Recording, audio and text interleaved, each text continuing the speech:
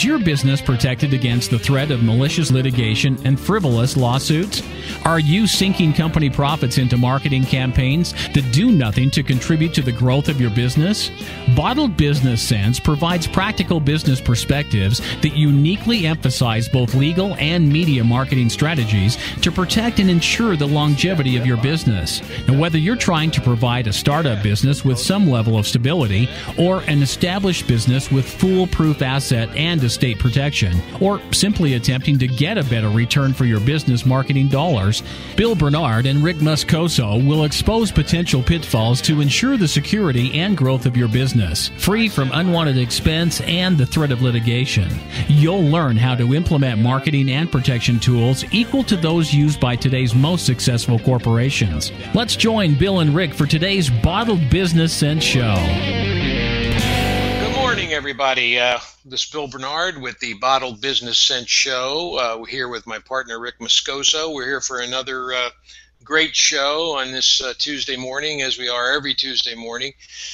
As our listeners and viewers know by now, the show is modeled after a goal to protect and help make a entrepreneur's business prosperous as it moves across the sea of competition, as we like to call it. We kind of think of it as a ship in a bottle, and that bottle is protected by the implementation of various asset protection tools, estate planning tools, and of course it prospers by implementing various marketing tools that take some devotion and dedication. But in any event, we have Rick who's going to speak on one of those topics today, and this is a show about rebranding. You might recall we did a previous show on branding. Rebranding is no different than branding, except that rebranding is done because of a series of events that have occurred that force a rebrand to be appropriate. And Rick is going to talk all about that today. And we also, at the end of the show today, have our special announcement. We've been advertising it for a while now. We're going to tell you all what that is at the close of the show. So without further ado, let me introduce my co-host who's sitting patiently in the wings on the other side today, Rick Moscoso. How are you, Rick? Good morning, Bill. I'm doing great here. Good to be back here in Southern California again. It's had a great time off back in the Midwest, and now settling in, finally getting caught up on duties back here at home and in the office. So good to be back broadcasting here with you. You had your fill of cheese back in Wisconsin, huh? Oh my goodness, yeah, that and among other things. It was great. It was a good time. Well, we're gonna talk about rebranding, and I thought the best way of doing this, Rick, because some of these things are pretty critical, and as we find out, rebranding isn't for everybody. But what I wanted to speak about first is give our audience a general picture of what branding is. Again, I know we spoke about it on another show, but refresh everyone's recollection. What is branding, so we can then figure out whether rebranding is going to be appropriate for a particular entrepreneur. Sure. Yeah, in a previous show, we talked about branding, but more in the form of personal branding. And as an entrepreneur or a solopreneur, it's something that kind of establishes your feel, your delivery, what people can expect from you, that helps establish trust, all those things that go along with a brand, but more on the personal side. Today, we're going to talk more about branding as it pertains to your overall company, an overall message that you're putting out there to the general public, and in what situations would it be appropriate for you to rebrand or change your logo, change your name, change the tagline that you're delivering. And that's kind of what we're going to try and focus on today. Is we're going to step back a little bit from the personal brand and talk more about your company brand. Okay. Well, when you brand a company or even rebrand a company, again, the reasons why you might want to rebrand, we're going to discuss in a few minutes. But when you do these things, it doesn't just involve the change of a name or a logo, but in many instances requires the change of some content as well, right? Yeah, well, absolutely. I mean, there could be an expansion of your product offering, or maybe a reduction because there's too many products that you're offering and you're losing focus, and that could be a really good reason why you'd want to rebrand, to really hone in on the focus of what the main message is, what the main message is to the general public and to your customers. So, one of the biggest reasons, or the main reasons why a company would want to rebrand, is because their audience is changing. Okay, their demographic is changing. If you find that your customers aren't really relating to you, and only a small segment is, then that could be a good reason to rebrand. There's many brands that we've experienced along our lives that kind of carry down from our parents. And even though the company name is the same, they've changed the mantra, they've changed their logo, they've changed their brand to address different demographics in the community. So it's not so much anymore where it fits a global marketplace. There may be specific products now that we here in the home that we use, that our parents used to use. I mean, simple things like cleaning products, right? Procter and Gamble comes to mind, or something like that. Well, you don't normally think of Procter and Gamble as someone my age or someone our age that our parents used to hear Procter and Gamble. It can be a product within that umbrella, but it's more specific to what that does, to applies to like the millennials or the baby boomers, that sort of thing. So it gets very specific when you look at rebranding a product or a company, but it really, what you're trying to do is chase an audience that you can relate to, that is more likely to make you stand above the competition and keep you top of mind, when it comes to changing the name, logo, and so forth. Well, how does a business know when its audience is changing? What would be the telltale signs? Well, obviously loss of market share would be number one. You find declining revenues. You find that the popularity of your product wasn't like it used to be. And your product or your customer following is going to something a little bit more contemporary, something more attractive, maybe the same exact formulation, or the same exact product, but it's the way they market it to that demographic that makes the big difference. So, if your audience is changing, you better make sure that your brand is reflective or resonates with that demographic. Otherwise, that's a good reason to consider rebranding, so it does resonate with that demographic. Well, there's got to be some good examples out there, I would imagine, right? When somebody's audience is changing and yet the company doesn't change with the changing audience. I'm trying to think of some examples, but well, I have one. I have one here. It is a real simple one, and this is something that people know about. Of course, everyone's heard of Subway, and I'll just read a stat here. In 1998, Subway's sales in the U.S. estimated about $3 billion, right? And then shortly after that, if you remember hearing about the story about Jared Fogle, okay? Yeah, he was he's kind of a heavy set guy, yeah. Yeah. Heavy set guy. He was basically just consumed Subway sandwiches, lost a ton of weight. He got fit, changed his whole outlook on life. And what that meant to Subway is that by being able to tell a story through this guy's example and through his diet change in consuming Subway sandwiches, which were reflected healthy food, and that sort of thing. Who doesn't love a good story? Okay, once they went through that whole campaign, several years through that campaign, their their revenues increased from $3 billion in 1998 to $11 billion just last year. Okay, so that makes sense. Right. But what was it about the introduction of Jared and having him reduce his weight by eating Subway sandwiches? How did they know that? In other words, what was different between doing that?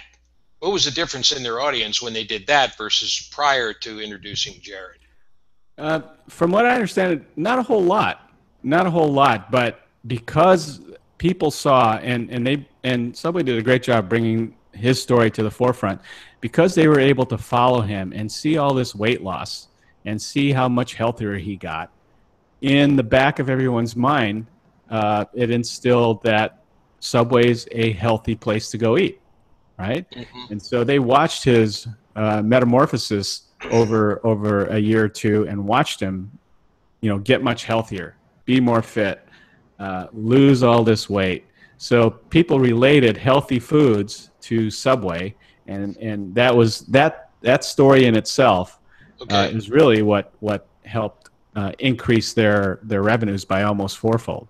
Well, as I recall, during the introduction of this Jared advertisement campaign by Subway, there was a number of health issues in the forefront of the news, and a lot of studies coming out with an emphasis on obesity in America and how we need to get in better shape.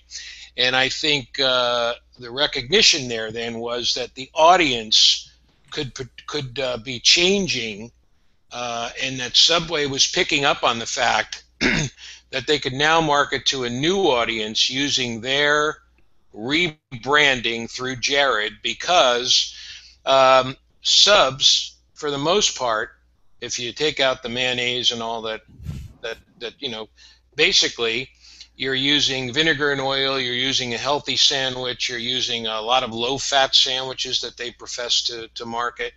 And so I think it fit in with that changing demographic of people wanting to be more health conscious. And so they changed, they marketed, they rebranded themselves to change to the audience. And really what they did was, Rick, didn't they? They rebranded not necessarily their logo or their catchphrase, but really their content. Their content, the visual content through Jared was worth 1,000 words, right? I mean, seeing this guy consistently lose weight over a period of time by eating Subway sandwiches. Oh yeah, absolutely. It worked great for them, and that's a great example of how a company like Subway was able to wrap a story around what they already had, which was healthy food, and make it resonate not only with the health conscious people, but also with kids, families, moms, just about everybody. So well, let's take an example of maybe somebody that would be one of our listening entrepreneurs. Let's say he's a TV repairman, he or she, and he's been in the business for 50 years and really up to date on repairing the old modular, the old TV tube TVs, really work great, beautiful TVs, but he can't repair because he hasn't gotten up to speed on computer technology, the new big screens, right? The new flat screens that go on the wall. He better rebrand himself and re-educate himself, not only because his audience is changing, but also because of a second factor that causes rebranding: competition, right? His competition is going to be selling flat screens, no more of those tube TVs. And if this entrepreneur doesn't keep up the speed with that, he's going to lose a ton of business, isn't he? Oh, absolutely. And then that's all part of evolving your business. You got to really have to keep up to speed on what's happening, not so much with the competition, but possibly with the technology, if you are technology based, or with the service offerings, or whatever discipline that you happen to be involved in. You really have to keep up with the times, be on top of the changes, the developments, what's coming out in the future. that's why you see these guys that are selling computers. Their messaging evolves so fast because computers change, in 6 months, 6 to 8 months. New processing speed, faster processing speed, more power, bigger screens. It's a nightmare, and I can only imagine how challenging it is inside a company like that to really find that right message, that right brand, to make sure it resonates with their customer base. Well, let me give you an example of how I rebranded, in a sense, Rick, from the typical lawyer or legal operation. When I did a survey of my clientele, and in fact, it's very ironic we're speaking about this because just yesterday I had a question posted on a legal social media site, I guess you'd call it, and the question was asked of a prospective customer: what should I be looking for if I want to hire an attorney? It was a pretty general question, and I shot back 3 things that I would recommend that he do, which is what I did after I sent out a survey to my clients some years back. And that is, 1, look for the testimonials on any site where the attorney is listed, including his own personal website. Make sure he has both client and peer testimonials. 2, look and see if he's willing to be flexible in his fees from both an hourly standpoint and a flat fee standpoint if he's working with a business person. And number 3, ask him what the turnaround time is. Make sure that you don't have a project sitting on his desk for weeks on end before you get a return on your investment. So that is something that years ago we never would have thought of in the legal field, really, Rick. It just wasn't unheard of. First of all, there were no computers. We're basically working with IBM typewriters in the past, and you don't have sites to post your testimonials on. You're much more inflexible in your fees because you don't have the competition that we're speaking of here right now as one of the factors for rebranding. You don't have the competition of all these DIY sites, right, that are not as good as a real attorney, but nevertheless they present the public with an option.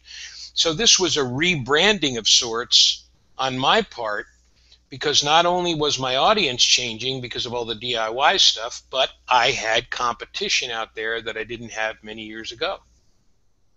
Yeah. Right? Yeah, that's a great way to find out what you need to be doing, because the information you can get from existing customers is so valuable, and if you're not surveying them time to time, you really don't have a temperature gauge of what you're doing right, or what you're doing wrong, or what you could be improving on, right? Enhance what you're doing. I agree.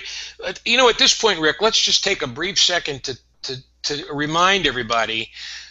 Again, here are the 2 of the factors we've been talking about are changing audience and competition for purposes of rebranding.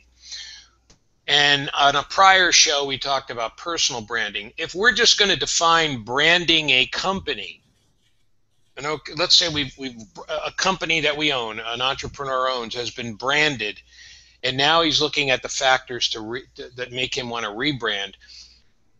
Let's just tell everybody real briefly, what is branding? What is branding a company? What does that consist of?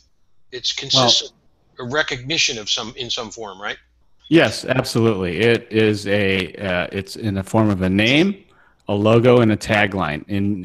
To make it simple, right? Those 3 things.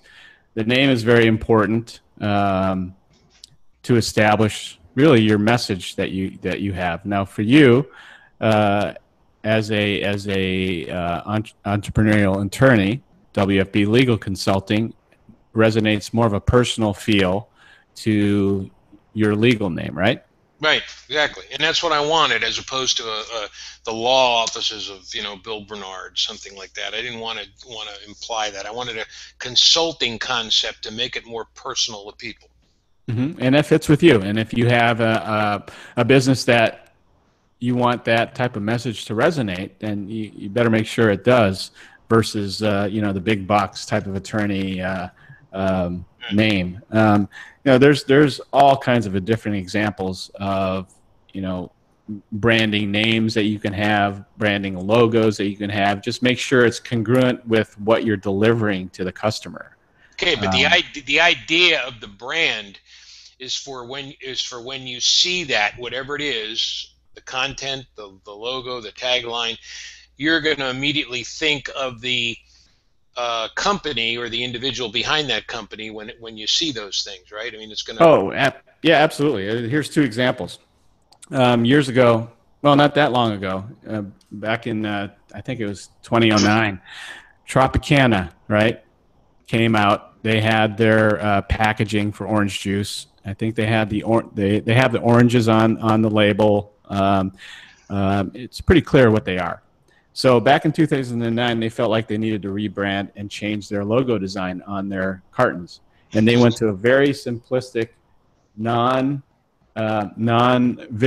orange. There were no oranges on the packaging. It just said Tropicana up and down the label with a simple graphic design, and all it said on there is 100% orange.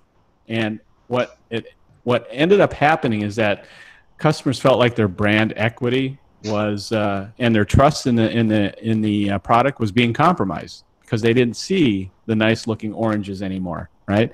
So after a very short amount of time, the company actually went back to their original packaging design to get those customers back because the feedback was very negative. Same thing happened here in the early days when FedEx was starting. Very, very early on, when FedEx wasn't FedEx, but they were doing what FedEx is doing now. They actually had a name for every one of their services, and it was very confusing to the marketplace because you didn't know, well, who is this ground person? Who is this air company?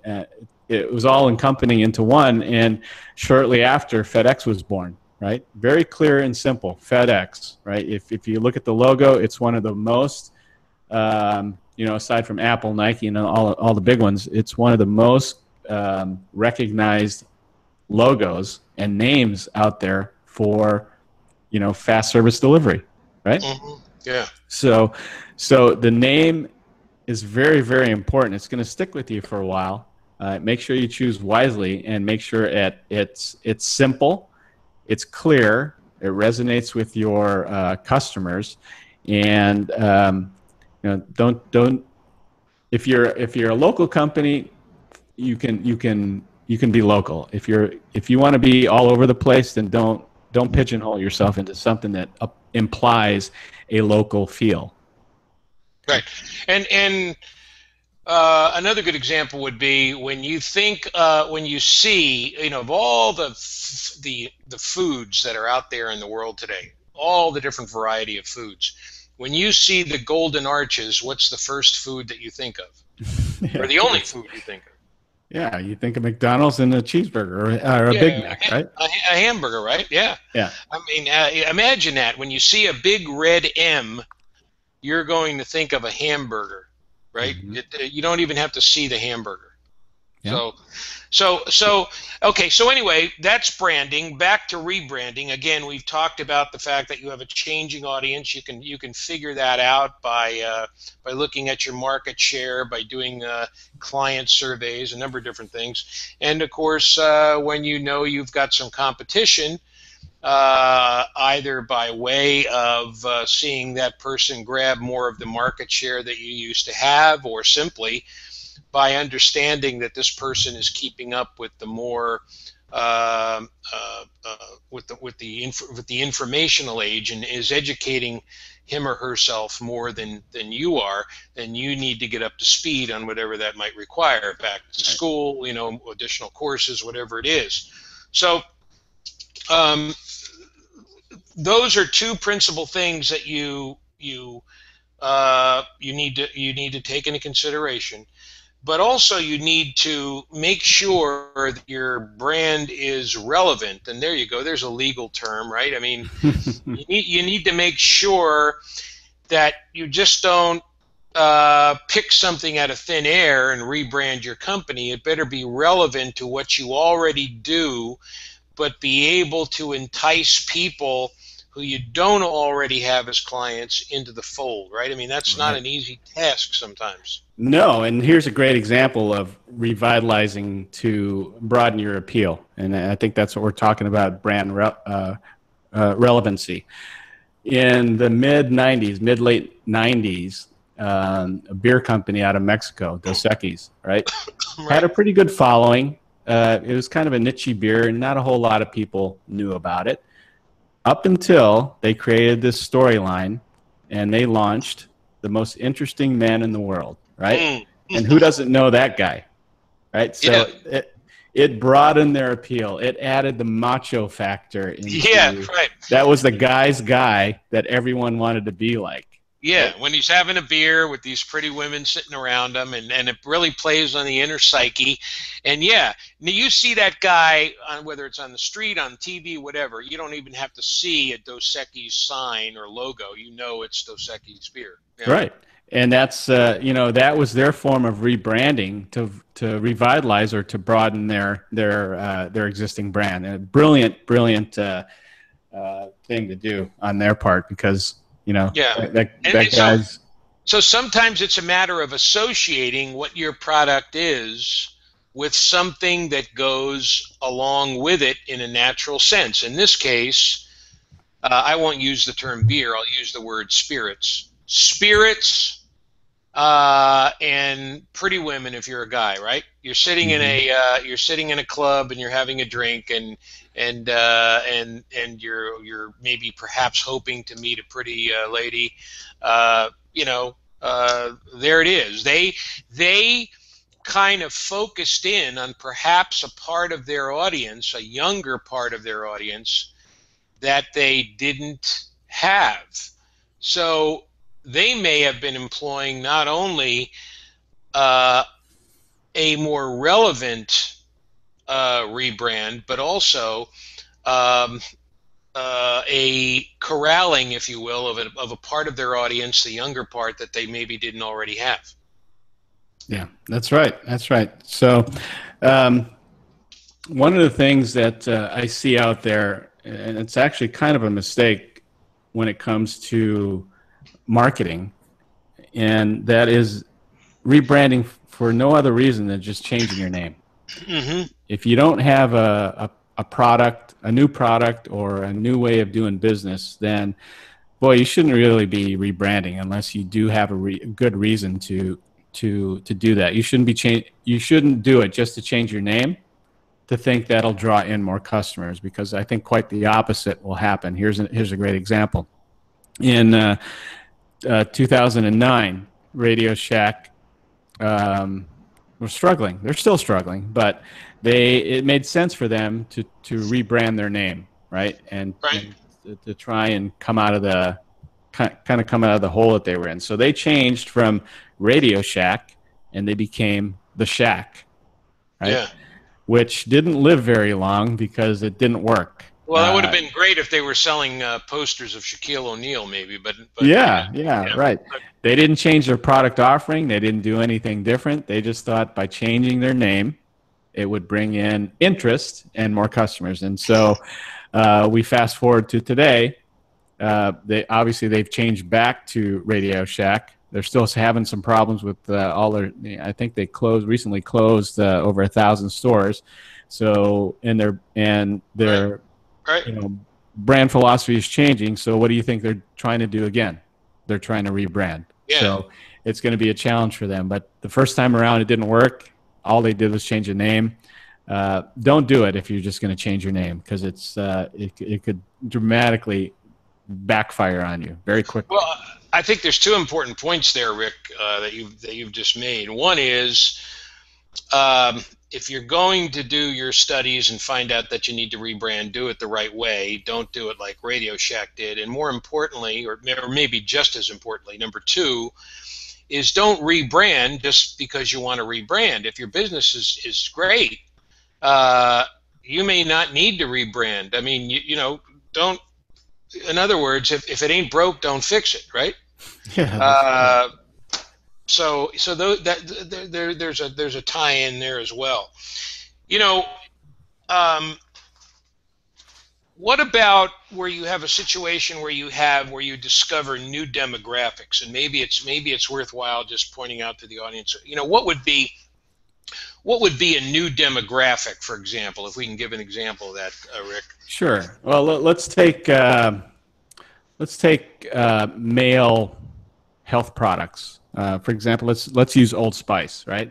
Okay. Who would think that could actually be used by women, right? That certainly isn't what I would think. Old Spice is something that my dad used to use. Right. I'd see that little bottle sitting in his medicine cabinet, and it was really just targeted for men. Well, they wanted to expand and get the attention of the female audience, so they did a great job in doing that. And what they did is they changed their tagline to read, "The man your man can smell like," right? So what that did is that targeted the audience, the female audience. Not necessarily, they didn't expand really to offer a female perfume. Yes, they wanted to get the females to buy it for their man, right? Exactly. Yeah. And you know what happened with that tagline? They got 300% more website traffic just by changing that mantra and that audience. And they also ended up with about 200% more sales and subscribers. So by bringing in that new demographic, by just changing the messaging to that audience, to the female audience, it worked perfectly for them. Okay, a great tie-in to what we talked about on a prior show, and that our entrepreneurs who are listening can directly relate to. You're a plumber. You're an entrepreneur plumber out there. You want to apply to the female demographic now, and so you advertise like Mike Diamond did, that your plumbers are clean, fresh, well dressed. Just come over in tip-top shape. Very clean. Now you're appealing to the female aspect of wanting somebody like that into the home to do a dirty job, even though they're coming in just sparkling clean. Mm-hmm. So again, for our entrepreneurs out there who want to continue to make their business prosper, do what needs to be done to determine whether you need to rebrand. Understand what branding is: a name, a logo, a tagline, an identification of who you are without necessarily having to say your name or your company's name.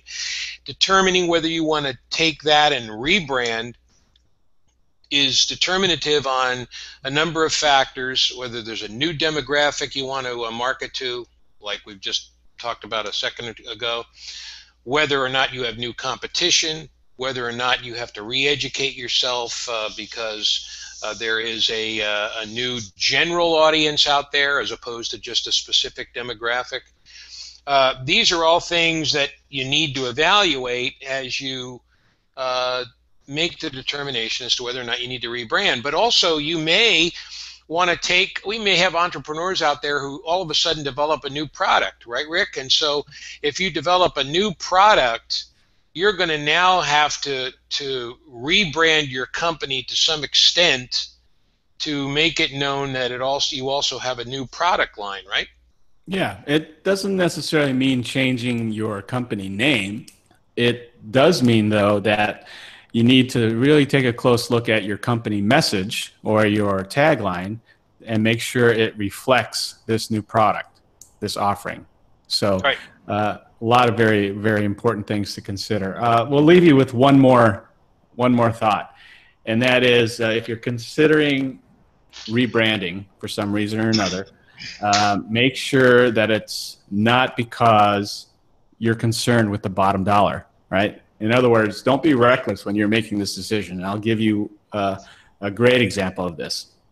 In 2011, Netflix announced that they wanted to spin off their company into two companies, right? So right. they ended. Do you remember this? Yes, I do. I remember it very well. So they spun off and went Netflix for all their online streaming movies. Right. And they created this new company called Quickster, which was just a DVD rental only company, right? Right. And on top of that, they raised the prices of the rentals, of their streaming and the rentals by 60%. Okay? Right. So Right. they were asking customers to pay more for less convenience of renting their services, and it alienated a lot of customers to the tune of 800,000 subscribers. Right. So Right. that's Isn't that where, isn't that amazing? yeah, yeah. I remember going through that, and it was a mess because I didn't know who I was renting DVDs from, because I saw all these different things going on. But the point is, um, don't be reckless in making that decision, and don't make that decision just to improve your bottom dollar, because in the long run, you're going to alienate a lot of existing subscribers that are loyal to you. Right. You're gonna confuse them. You're gonna make them mad, and they're gonna go find business elsewhere that they feel safer at. So Right. Absolutely, Rick. Okay, so to recap for everybody, determine whether or not you need to rebrand. Look at your market share. Look at do some client surveys. Then figure out why the rebranding is important. Once you see you're losing something, you want to find out, okay, what is it due to? Well, do I have a change? And it may be a combination of these. Changing audience. Do I have a totally new demographic, like women or young people that I haven't ever marketed to? Number three, do I have new competition that I have to keep up with? And then if you decide that you do need to rebrand, make sure you give your brand name a story, right, behind it, like the example we gave about Jared and Subway. Make sure you don't compromise your brand's equity, right? Like our Tropicana example. That was a big blunder. Make sure you don't clutter the identity of your brand, like our FedEx situation. Okay, and if it isn't broke, don't fix it. Remember, when you do all this and you determine that you're you're thinking, well, maybe I should rebrand. Once you do these once you examine your company and you figure that it's still healthy, well, don't rebrand. If it isn't broke, don't fix it. But again, we also gave a couple of examples for our more practical examples for entrepreneurs, like our plumbing example, okay, like our TV repairman example. Make sure that you have your business moving forward and being prosperous by looking at and re-looking at your marketing techniques. It's like I have in my last newsletter, Rick, I have an article about having a stagnant estate plan. You get an estate plan, you get a living trust, the whole shebang, and then you never do anything about it. You never re-look at it every couple of years. Well, you should always re-examine these things, just like you re-examine your insurance coverage every few years. That's the way you should re-examine your marketing and whether or not you need to rebrand your company, right? yeah, that's exactly right. Exactly right. And in fact, on a personal note, I'm going through a rebranding process myself to really focus in on the expertise that I have, and we'll share that with our listeners and viewers out there sometime in late August. So I'm looking forward to that. Good. So we have a special announcement too, right? Yeah. Well, in addition to that, right, you have some news that you want to share with our audience, Bill? Yeah, we've been talking on the last several shows now about a new aspect of the show, the Bottle Business Sense show, which was a year old in June. So we're into our second year. We are going to have an additional co-host join our show. He's been on our show before as a guest. His name is Steve Smith of Growth Source Coaching. He will add yet another aspect of his expertise to our show. We will have three co-hosts. We'll be interacting most of the time. Sometimes there'll be two of us on when a scheduling issue arises. But suffice it to say, Steve's expertise in marketing and in coaching young entrepreneurs and even existing businesses that have been around for many years will add a lot of spice to the show. In effect, it'll be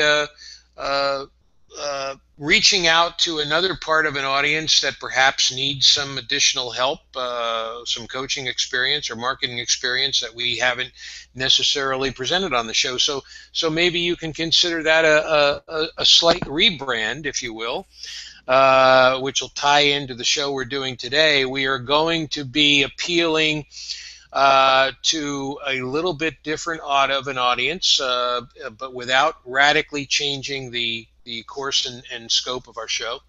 It's going to still be centered on the protection and the prosperity of the business of an entrepreneur and a business owner, but now also focusing in on perhaps a demographic where we have a business entrepreneur or owner who is actually reaching out and says, yeah, I need to bring on a marketing guy to help me in my business. So I'm looking forward to that, Rick. I know you are too. So that will start on August the 18th, I believe, right? Absolutely. Yeah, that's great. I'm really looking forward to having Steve on. He's going to bring a different spin on his expertise that will definitely help our small business entrepreneurs out there that we like to talk to on a weekly basis. So we'll have more news about that as we approach the middle of the month, and possibly some future topics that will be upcoming. So be on the lookout for that. If you need to, if you have any questions or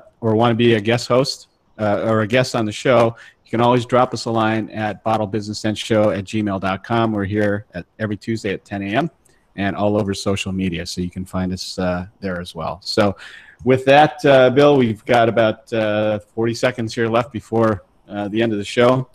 Thanks again for being a great co-host, as you always are, even if you are over there on the islands. I'll be back next week and back in the saddle again, as they say. So I'll be looking forward to getting back to a number of clients who need me back in California, and looking forward to getting together with you and Steve and planning out how our show is going to take shape for the coming year. So with that said, I hope everyone out there has a prosperous week.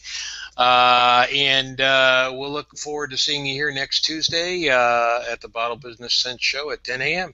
Okay? All right. Have a great week, everyone. Okay, take care.